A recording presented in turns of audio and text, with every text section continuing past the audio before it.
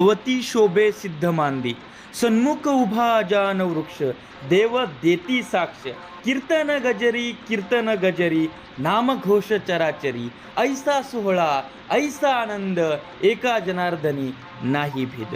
आळंदीच्या संपूर्ण व्हिडिओसाठी शेवटपर्यंत बघा। आळंदी हे पुणे जिल्ह्यातील तीर्थक्षेत्र आहे। आळंदीला येण्यासाठी पुण्यापासून साधारण 30 ते 32 किलोमीटरच्या अंतरावरती हे आळंदी हे गाव आहे। त्यासाठी जाण्यासाठी तुम्हाला बसेस, PMT बसेस अशा बसेस भेटतील। तुम्ही त्या मार्गे पण जाऊ शकतात आणि बाईक जर असेल तर आणि जर नाशिकवरून येत असेल तर त्या घाटामधून पण तुम्ही आळंदीला येऊ शकतात। संत ज्ञानेश्वर महाराज यांची समाधी या आळंदी ह्या गावात आहे आणि ते पवित्र स्थान म्हणजे महाराष्ट्रातील आळंदी हे मानलं जातं। तर मित्रांनो, आपण आलोय आळंदी ह्या गावामध्ये आणि तुम्ही बघू शकतात आषाढी एकादशीच्या दिवशी आपण आळंदीमध्ये आलोय आणि आळंदीमध्ये भरपूर गर्दी आणि वारकऱ्यांचा जल्लोष हा तुम्हाला बघायला भेटेल। मित्रांनो, ज्ञानेश्वर महाराजांनी वयाच्या 21व्या वर्षी समाधी घेतली आणि तुम्ही बघू शकता त्यांच्या दर्शनासाठी आज इथे रांग लागलेली आहे आणि पुण्यातील सगळ्यात मोठं म्हणजे तीर्थक्षेत्र जे आपलं आळंदी आहे। तर तुम्ही बघू शकतात हा वारकऱ्यांचा आनंद आहे। वारकरी इथं आलेला आहे आणि जमलेला वारकरी आहे। पार इंद्रायणीच्या काठी नदीवरती भयंकर तुम्ही अशी गर्दी बघू शकतात। प्रत्येकाच्या मनात एकच इच्छा असते की आपण पण आळंदीला जावं आणि संत ज्ञानेश्वर महाराज यांचे दर्शन घ्यावं। तरी पण आपण बघू शकतात आज आम्ही इथं आलो आहे आणि या ठिकाणी आम्ही पण दर्शन घेण्यासाठी चाललो आहे।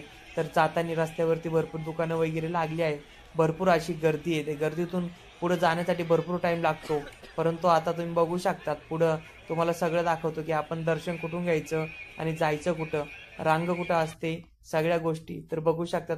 चला तर तुम्ही इथं बघू शकतात आम्ही नदीच्या काठीवरती उभा आहोत आणि सगळीकडं अशी गर्दी या ठिकाणी दिसत आहे। तर पोलिसांचं जामर वगैरे, पोलीस सुरक्षा सगळ्या काही गोष्टी आज इथं आहेत आणि नदीमध्ये पण तुम्ही बघू शकतात की सर्वजण इथं अंघोळ वगैरे, हातपाय वगैरे धुताय की पवित्र होत आहे आणि इथे संत ज्ञानेश्वर महाराजांचं समाधी मंदिर आहे। तर तुम्ही बघू शकतात की इथंच बाहेर आम्ही चाललो होतो, परंतु इथून मध्ये काही जाऊ देत नव्हते कारण पोलिसांची गर्दी बघून पोलिसांनी हे जे महाद्वार होतं तर ते मध्ये जाऊ देत नव्हते। तर आम्ही बाहेरूनच दर्शन घेतलं आणि तुम्ही बघू शकतात बाहेर दर्शन घेतल्यानंतर पुन्हा एकदा आम्ही बाहेर आलो। बाहेर आल्यानंतर बघितलं की जे माऊलींच्या ज्या पालख्या होत्या तर त्या पालख्या येत होत्या आणि गर्दी पण वाढत होती। तर हा बघा जो काही पूल आहे त्या पुलावरती किती गर्दी अशी या ठिकाणी जमलेली होती। वारकऱ्यांचा आनंद जर खरंच तुम्हाला बघायचा असेल तर आळंदीला आल्यानंतर वारकऱ्यांचा आनंद हा बघण्यास मिळतो आणि मन जे आहे इथंच रमून जातं आणि अभंगाच्या चाली, भजनांच्या चाली आपल्या तोंडावरती येतात आणि तुम्ही बघू शकतात की माणूस ऑटोमॅटिक म्हणजे हलतो की अभंगाच्या चालीवरती हलतो की म्हणतात ना, आळंदी हे गाव पुण्यभूमी गाव, दैवताचे नाव सिद्धेश्वर। तर अशी ही आळंदी। तर मित्रांनो, तुम्ही शेवटपर्यंत बघा आणि कमेंटमध्ये सांगा की तुम्ही कधी येणार आहे आळंदीला संत ज्ञानेश्वर महाराजांच्या दर्शनाला। लवकरात लवकर या, कारण इथं जर तुम्हाला महाराजांच्या पालखीचं दर्शन घ्यायचं असेल, वारकऱ्यांचा आनंद बघायचा असेल तर फक्त तो तुम्हाला पालखीमध्येच भेटतो आणि आषाढी एकादशीला आळंदी आणि पंढरपूर या ठिकाणीच भेटतो।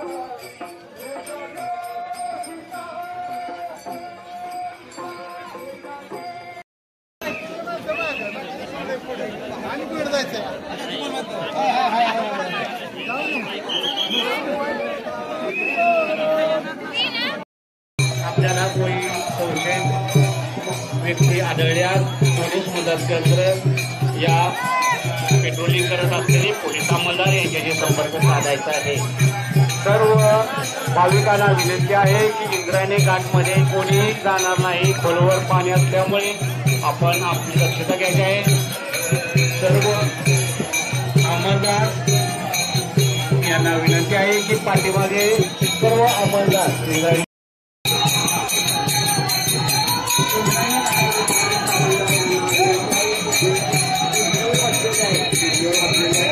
आमच्यातून थांबून घेऊ नका, संशय त्यांना तिथे थांबून घेऊ नका, संशय